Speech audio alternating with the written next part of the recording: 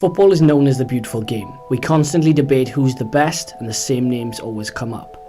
But what if we ask the question, who are the most underrated players? The definition of underrated is to underestimate the extent, value or importance of someone. Certain players are talked about for generations, but what about the ones loved by the previous generations and barely mentioned now? This nostalgic look picks three of the most underrated footballers ever. All three have since retired and their legacies deserve to be acknowledged.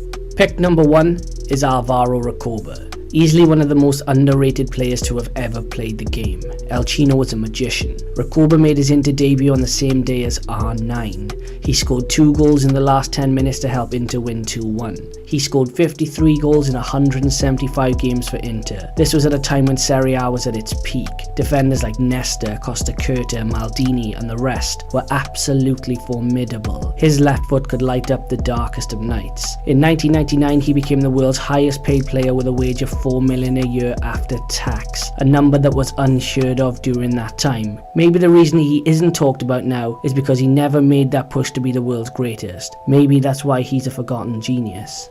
My second choice is Pavel Nedved. The Italians called him the Czech Fury. Piercing eyes with blonde hair down to his shoulders, he could have been a runway model, but the guy had dynamite in his boots. He joined to replace Zidane. You know, Zizou the God, the architect, master of the headbutt. Anyway, Juventus spent $38 million on Nedved and some may say that's the best money they ever spent. The complete midfielder who could do anything and everything. He won the Ballon d'Or in 2003. Between 1996 and 2009, his impact in Italian football was huge. A prime Pavel Nedved gets a starting place in nearly all of today's teams. Unlike Recoba, he went on to be the best, so we stand and salute a forgotten genius.